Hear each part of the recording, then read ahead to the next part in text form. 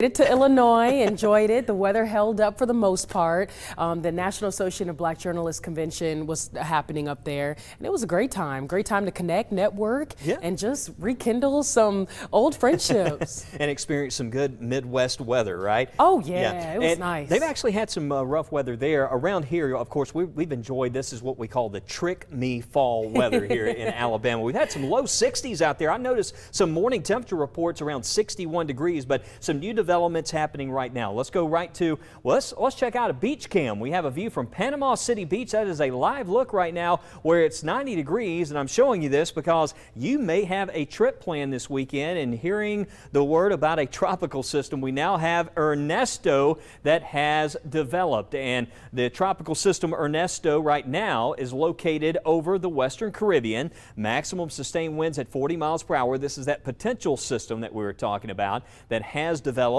and that is going to be tracking to the north here over the next several days. It's impacting the Western Caribbean. There's Puerto Rico will be impacted. Notice tropical storm, but also grows into a Category 1 hurricane. See Bermuda right there. But as far as the Gulf Coast, Orange Beach, Gulf Shores, Panama City, you can see this is going to stay well away from the Gulf. So you don't have to worry about this. If you're going down this weekend, right now it looks like this is going to stay out over the Atlantic. But make sure you have the First Alert Weather app as we update you on the track of that system. And over the next several weeks, as we approach the peak of hurricane season, we'll probably see more systems popping up on the horizon. 90 degrees right now in Birmingham. The good thing about these temperatures is what you see on the temperature map, that's what it feels like. We've said goodbye for now to those triple-digit heat index levels, and it's going to stay that way at least through tomorrow. You know, the heat index starts to crank up later on this week, and we're also going to see some scattered storms coming back. We could see some of those as early as Wednesday across our area, and looks like as we go into the weekend there, more scattered thunderstorms will also be possible.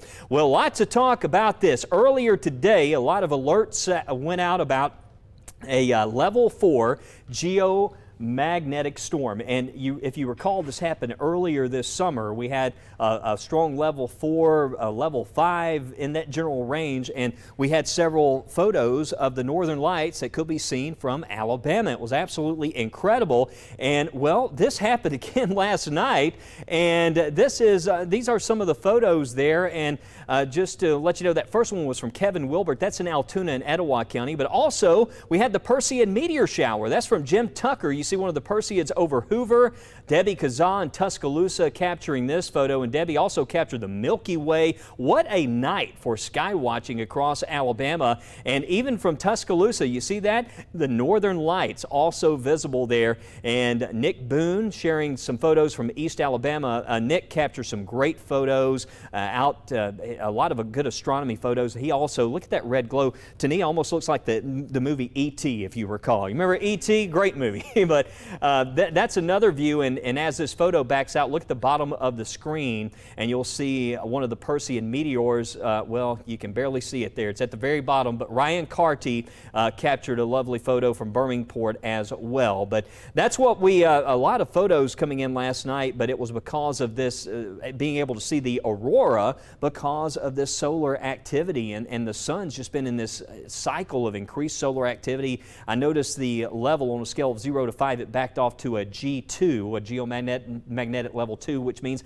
a lesser chance of us seeing it this evening. But if that does flare up again this week, do stay tuned. We'll keep a monitor on it and let you know if that does change. But this comes as the sun approaches the solar maximum. It's an 11-year cycle, which means that this is the highest rate of solar activity in the sun cycle, and it's indicated by how many sunspots are actually visible on the surface and their intensity. Tania? And back here at home west, local first responders are back from South Carolina after helping those affected by Tropical Storm Debbie. These are pictures of the Alabama Task Force, too, as they help people who were surrounded by flooded waters.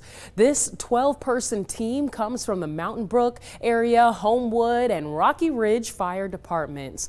For the past several days, they kept watch along a river in Ridgeville, South Carolina, using 2 swift water rescue boats and an off-road utility vehicle. Justin Coleman with Mountain Brook Fire says they are just grateful for the opportunity to help those in need. Even though we've never met these other agencies and departments, when we come together and start working, it's immediate. We all know exactly what the needs are, and we all know what the goals are. We all know how to work together, and it's just great. They've taken good care of us up here, and I hope that we never have that need. But I know that if we do, we have neighbors close by that can help us. And that's one thing I just love to see. The Alabama team worked alongside Dorchester County agencies and the South Carolina National Guard. And all of this comes as Tropical Storm Ernesto is set to bring heavy rains to portions of the Leeward Islands tonight. Meteorologist Matt Daniel joins us now as he takes a deep dive into why storms aren't automatically called tropical storms, or why hurricanes, and why Ernesto was at first a potential tropical cyclone 5. We are starting the pretty much the peak of the hurricane season starting now, and of course peaks in September and ends in November. So got a long ways to go. Let's talk about the tropics and how we analyze it prior to these storms forming. So you may on social media see some meteorologists mention an invest or invest 97 or 98, and you're probably like, what is that? Well, we initialize these disturbances that are not quite fully formed yet as invest to sort of get a better idea of where it's going to go. So what is it? Well, it's normally a tropical wave that has the potential to form, like I just said, and the forecast centers, the National Hurricane Center or the Joint Typhoon Warning Center, they're interested in collecting data on the system because it may impact a populated area, and those impacts are important to forecast and predict. So when they initialize that, we can get some of that data from our models to give us ideas on the forecast track and where it may go. So how does it work? Well, each area of interest is numbered 90 through 99. So those are the only numbers. So once you get up to 99, it's going to repeat back to 90. And when you see the letter afterwards, it tells you where it's at in the ocean. So if you see an L, that means it's the Atlantic. If it's a W, the West Pacific, and so forth. So that's why we see it. So that's what we see, 90L, 91L, 92L. And that wave that could become our next named storm, that was initialized as 98L. And of course, in the Eastern Pacific, they would use E's instead. And so what kind of information do we collect? Well, we get these kind of charts, intensity charts over time, showing maybe it could become a hurricane over time, and also these spaghetti plots showing each line of where the center of that storm could move. So it gives us a consensus or an idea of what to expect over the next couple of days. And you may also wonder, what is a potential tropical cyclone? Of course, that's what we called this this afternoon, potential tropical cyclone 5.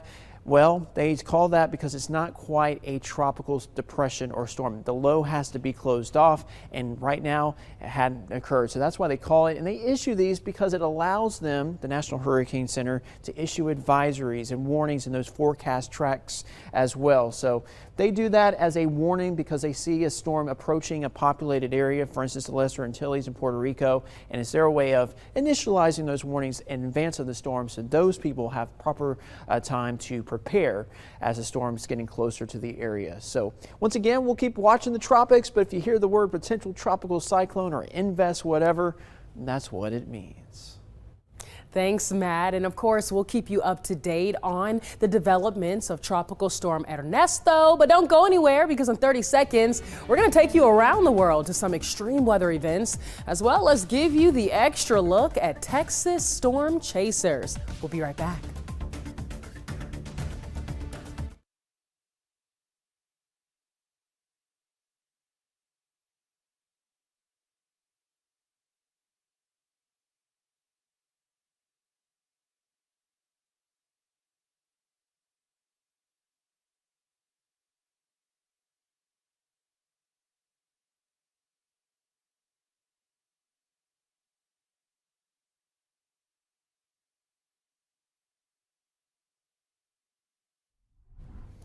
All right, let's check out this out-the-door forecast for our Tuesday, and this dry weather is going to continue for one more day here. Notice around 7 o'clock, we're going to enjoy low 70s out there, 72 degrees, and it's going to feel like 72. Another nice, crisp morning. May want to plan that morning cup of coffee, a little extra time there to enjoy it and take in some of those nicer temperatures before you head off to work tomorrow morning. Notice by 11 o'clock, 86 degrees. Another hot afternoon, but still very dry. Again, we're going to be talking about some scattered showers and storms coming back on Wednesday. I think during the evening we could see some rain try to sneak in from the north direction. I don't see everybody seeing wet weather on Wednesday. It's still going to be kind of scattered, but we need to watch some of those northern areas later on in the day. That's based on what we see right now. We'll show you the full 7-day forecast, update you on what's happening in the tropics coming up.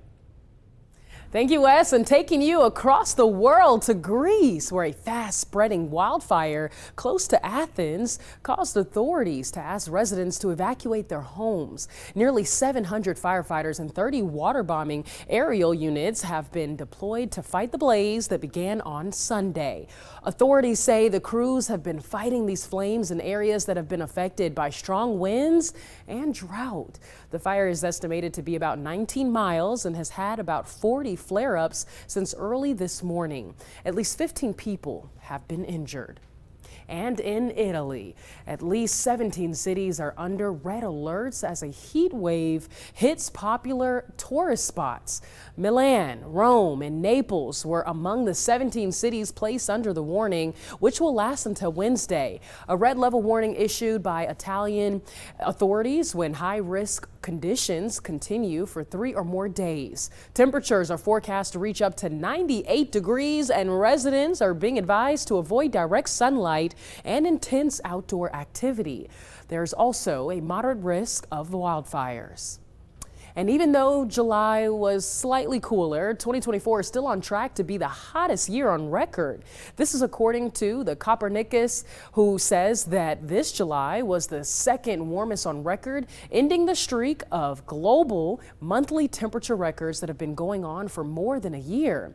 2 days last month were the hottest on record though since record keeping started. Sea surface temperatures also marked the second highest July on record. But in this week's Degrees of Science, after the storm-chasing buzz rose after the release of the movie Twisters, meteorologist Brady Taylor speaks with a team of scientists that are about as close to the real-life version of what was in the movie. They don't chase for the thrill, but for that extra, never-before-seen scientific observation of tornadoes with their Doppler on wheels.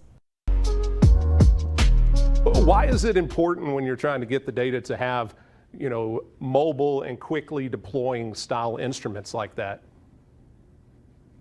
We're trying to understand what's happening inside tornadoes, what's happening near the ground. We're trying to see the fine scale details. So there's really no better way to do that than to get instruments close up to the tornadoes, and in fact, sometimes even inside the tornadoes. So if we can get our radars on trucks, the Doppler on wheels, if we can get them close up to a tornado, say a mile away, then we can get data that is literally thousands of times better than you get much farther away. Sometimes I'll tell students that it's a difference between taking a picture across a parking lot and of your hand and looking close up at your hand. You can see your fingerprints when you're close up. From across the parking lot, no way. Maybe you can count the fingers. But if you want to see the fingerprints of the tornado, of how it's forming, of how it's doing damage, you need to be super close up. So that's why we're chasing them, but chasing them with a scientific purpose. So a lot of chasers, are trying to move around and position right. For you having a big group of vehicles and instruments and trying to place them, and very expensive, I'm sure, and stuff you don't want to damage, what all goes into work of trying to strategically plan where you need to be and moving everything around? What we're doing is a very complex choreography. We're trying to get our multiple radars and other instruments in very precise positions so that we can measure specific things about those tornadoes. We don't just want a picture, we want radar data from different angles, from different ranges, at different levels in the storm. Similarly, we want cross sections through that storm with the instruments we deploy and hope get hit by the tornado right in front of them, combining that with the radar data. What we try to do is show the exciting parts of science. I mean, there's a lot of hard work and sitting there on the computer or writing things down and equations, but there's also a lot of excitement in discovering new things and seeing things that haven't been seen before, or understanding something that's never been understood before. And that age of discovery is still ongoing with vigor in science. There's a lot we don't know about tornadoes. There's a lot we don't know about hurricanes. There's a lot we don't know about a lot of other very important high impact weather. Still ahead, we continue to talk about Tropical Storm Ernesto, as well as how much rain we could see by the end of the week in our area. Stay tuned. You're watching First Alert Weather Extra. We'll be right back.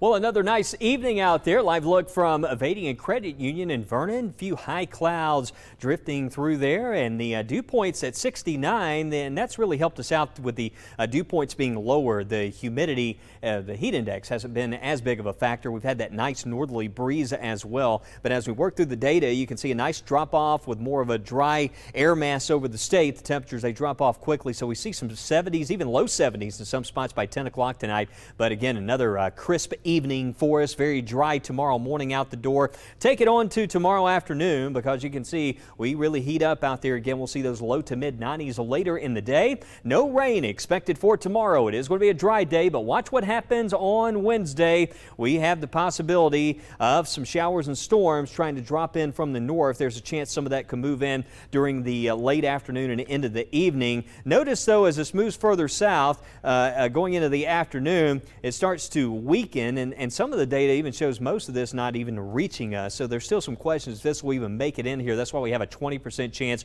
for afternoon showers and storms. But I do think we need to watch it into the evening. These northwest type flow patterns can be quite tricky. Might be a couple of showers. Notice by 6 o'clock shows a northern area still a better chance if some of this does reach us, mainly areas north of I-20. So that's what we're seeing right now at the earliest. Those rain chances go on up into Thursday and especially Friday. I think that's going to be a day when we'll see a much better coverage area-wide for showers and storms. But notice the heat index back into that 105 range. The humidity really starts to kick in Friday and into Saturday. Highs in the low 90s, overnight lows in the 70s. We do have that first alert for scattered storms coming back to close out the week. And by Sunday and Monday, you can see rain chances are more isolated there into next week. And meteorologist Tania Michelle, you can see on that 7-day, Tania, as we look at the weather beyond the weekend, it looks like it's back to summertime mode. We kind of had the trick me fall, but the hotter afternoons, we're saying not so fast September, right? Yeah, listen, and even though those temperatures don't look like it here on our 7-day, those heat index values rise for us, Wes. So that's why it's going to feel a lot hotter as we continue over the next couple of days. But I want to take you beyond the 7-day. So let's first look at our precipitation outlook. As we look across the U.S., it looks like some states could be seeing more above average rainfall. But notice here across central Alabama, we're actually looking at more below average rainfall. So yes, we have a little bit of wet weather in the forecast in the days ahead, but majority of this week isn't looking too bad as far as our rain chances and for days that you can get out and really enjoy some dry weather. Now, Wes was just talking about how, yeah, there's some increasing rain chances as we head into the second half of this week, but it doesn't look like a washout. So as we look beyond the 7-day, August 18th through August 27th, still looking at a better chance for below average rainfall. Could that make our drought conditions a lot more worse across the area? Possibly, but hopefully the rain this week helps to eliminate those areas that are dealing with the abnormally dry conditions or moderate drought as of right now. As we look 6 to 10 days out for our temperature outlook from August 18th through August 27th, across the U.S., a good mix, sort of, kind of. Most states really dealing with above average temperatures, and you know who that includes. That includes us right here across central Alabama. So when Wes was talking about cranking up the heat, don't let this trick me fall really trick you, because we're expecting hotter conditions as we head closer to the middle and the second half of this month. We'll continue to give you updates as we move beyond the 7-day and get closer to the end of this month. And you can always catch updates right here for that little extra on Weather Extra. But don't go anywhere. We'll be right back with your final check on your weather. And we've got your viewer photos to show off. We'll be right back.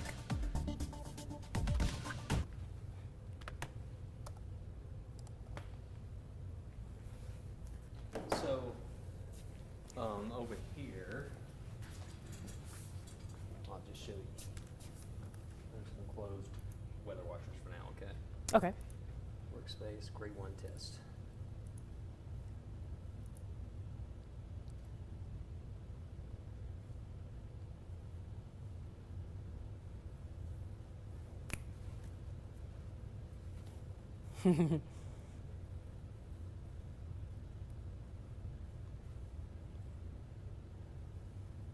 Oh my goodness. We don't have a VO or something we can slide in there?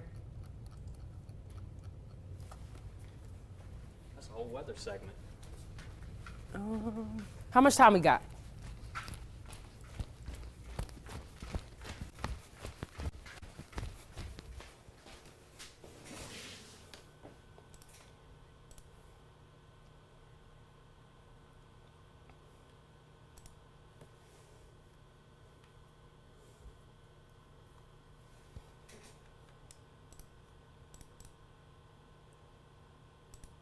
Dang, it makes you log into Bit Central now? Ugh. I was gonna throw like a little animal video in there or something.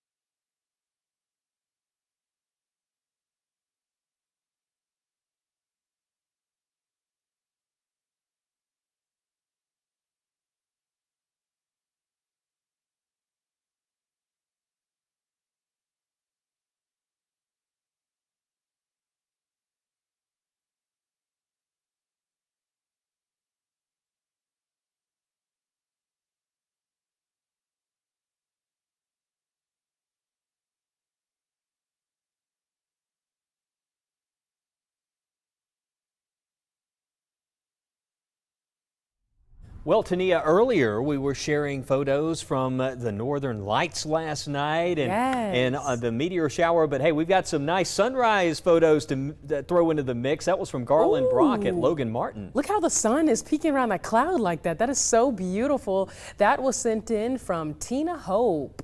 Buell, Alabama, and Kaylee Russell sharing this lovely sunset view out there. We've had some nice sunsets, nice feel during the evening. Oh, yeah. Well, another view of that beautiful sunset. This one's from Travis Braden, and he's calling it Dragon Eating the Sun. Eating the sun. I see the face there. I see that. And Twitter user, this is actually Randy Cash, one of my followers there on Twitter, and he shared this lovely sunset photo from Chelsea. And Randy also shares a lot of photos there, Tania, on the First Alert Weather app. But a lovely view there from Oak Mountain. This is the view out the window right now. And I got to ask you, because you just returned from a trip to the Midwest. Yeah.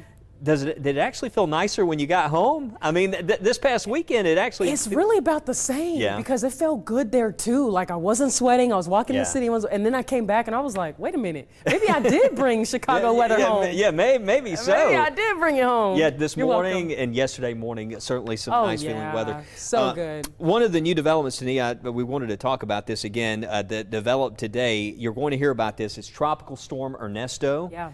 And it looks as though, then we started to see this yesterday, this one's actually going to make more of a turn to the north over the Atlantic. Yep, and then possibly impacting Bermuda. But there's still some uncertainties on the exact track of it, so we'll continue to keep you up to date on that. But I just sent out a push alert so you can get updates using our WBRC First Alert Weather app if you want that. Yeah, get those notifications, and we'll keep you posted on the tropics. We'll be watching this system. Updates on the 7-day forecast tonight. Join us first at 9.